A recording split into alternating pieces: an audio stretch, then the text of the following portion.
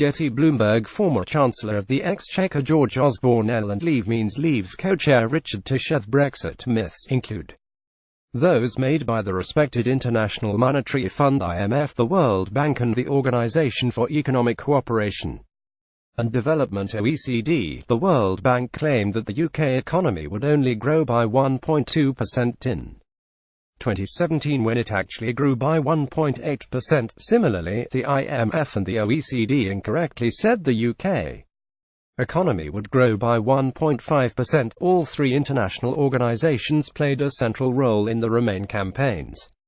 Project Fear, another major Remain backer, investment banking giant Goldman Sachs, speculated that sterling would fall from $1.25 to $1.14 in 2017. Again, they were proved wrong as sterling rose to $1.35, according to the report.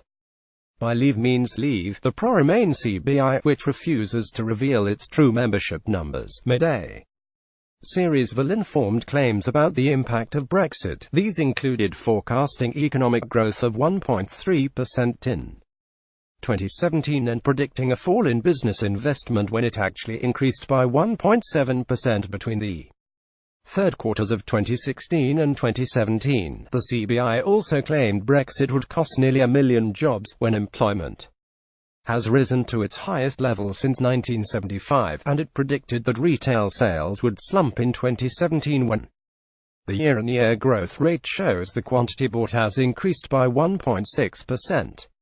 Commenting on the findings, Leave Means Leaves co-chair Richard Tice said, "It is extraordinary how far off the mark these organizations have been in the forecasts. They have an army of well-paid experts charged with making fact-based economic estimations, yet their predictions have been wildly inaccurate. Either they're simply incompetent, or it is a coordinated, deliberate and ongoing attempt to intimidate the British people and keep the UK in the EU through fear." IMF head Christine Lagarde bizarrely claimed at the end of last year that the international organization's predictions actually turned out to be the reality of the economy, after claiming in 2016 that Brexit vote outcome would be pretty bad to very bad. Getty John Redwood pointed out that, after Brexit, house prices, employment and economic growth had risen. The report comes after leading Brexiteer John Redwood published a blog pointing out that Remainers had claimed the FTSE 100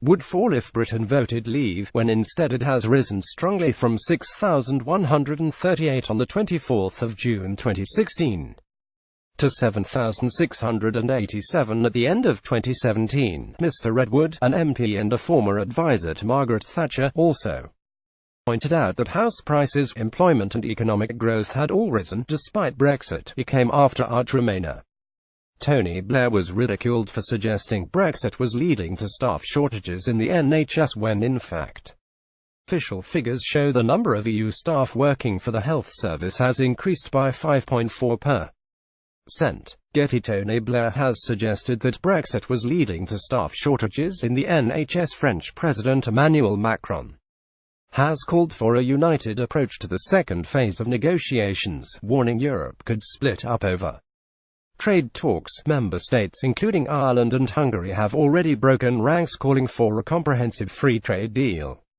with the UK. Theresa May is due to discuss Brexit with Mr. Macron on his first official visit to Britain next week.